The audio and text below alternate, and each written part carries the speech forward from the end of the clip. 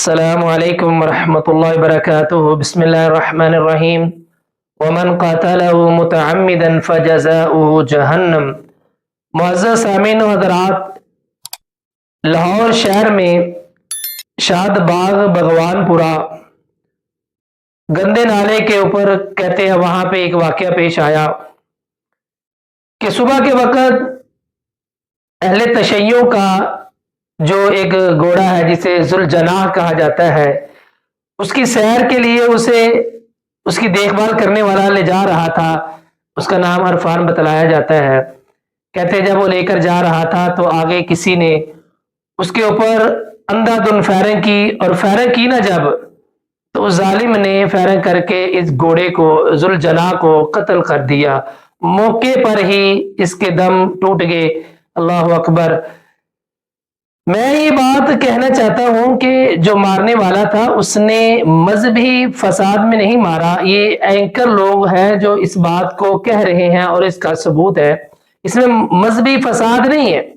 یعنی مارنے والا جو تھا وہ اس ذوالجناح گھوڑے کو مارنے کے لیے نہیں آیا تھا۔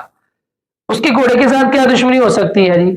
وہ گھوڑے کو مارنے کے لیے بالکل نہیں آیا تھا، بلکہ اس کا جو مارنے کا ٹارگٹ تھا وہ جو گھوڑے کی دیکھ بھال کرنے کے لیے ساتھ اس کے گھوڑے کے چل رہا تھا، جس کا نام عرفان بتلایا جاتا ہے، اس کو مارنے کے لیے آیا تھا۔ کہتے ہیں کہ اس نے خود اپنی زبان سے اس بات کا اقرار کیا کہ وہ جو مارنے والا تھا وہ مجھے مارنے کے لیے آیا تھا۔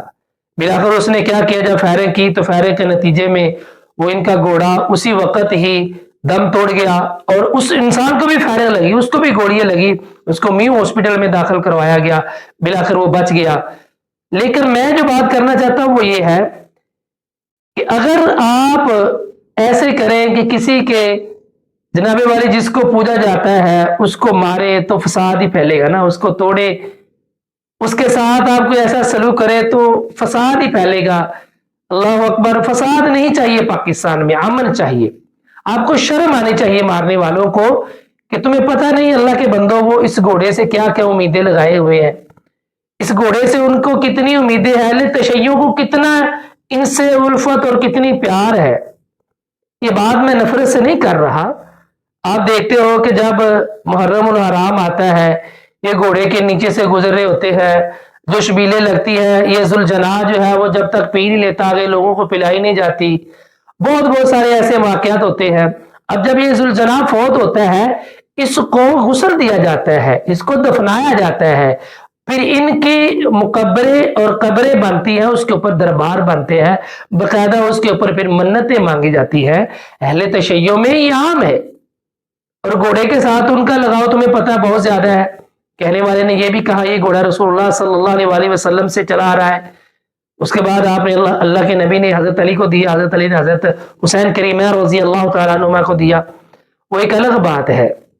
لیکن اب یہ وہ گھوڑا تو نہیں ہے نا جو ان کے ساتھ اس وقت تھا، یہ تو اب ان کا پالا ہوا گھوڑا ہے، تشبیہ ان کے ساتھ دیتے ہیں۔ تو ایسے ہی ان کو چاہیے کہ انسان بھی کوئی حضرت حسین کریمہ رضی اللہ تعالیٰ کو ان کی طرح بنا کر تشبیہ دے کر ان کو بھی ساتھ چلایا جائے۔ گھوڑے کی پوجا کی جا رہی ہے، گھوڑے کی عبادت کی جا رہی ہے، یہ تو اللہ کا شکر ہے کہ مارنے والا جو تھا وہ گھوڑا اس کا ٹارگٹ نہیں تھا، اس نے ٹارگٹ اس انسان کو کیا، تو جواباً وہ جو ان کا ایسے کہہ لو علاج جو تھا وہ فوت ہو گیا۔ اللہ اکبر۔ میں یہ بات جو کر رہا ہوں اس وجہ سے کر رہا ہوں، پیارے مسلمانوں، ملک پاکستان کو امن کا گہوارہ بناؤ۔ انہی دنوں میں 2-3 دن پہلے ایک رپورٹ یہ بھی سامنے ایک پولیس والے کو ایک موٹر مکینک نے ان پولیس والے کی ریوالور نکال کر اس نے گولیاں مار کر اسے قتل کر دیا۔ اللہ اکبر۔ اور اس کو قتل کر دیا بوجہ اس لیے وہ موٹر مکینک کہتا ہے جی مجھے یہ گالیاں نکالتا تھا، برا بھلا کہتا تھا، ماں بہن کی گالیاں دیتا تھا، تو جواب میں نے یہ کر دیا۔ آئے دن یہ قتل و غارت کب تک چلے گی؟ اللہ فرماتے ہیں جو بندہ جان بوجھ کر کسی جان کو، کسی بے جان کو، کسی اس کو قتل کرتا ہے جو بالکل جس کو قتل نہیں کرنا چاہیے، فرمایا اس کے لیے ہمیشہ کے لیے جہنم ہے۔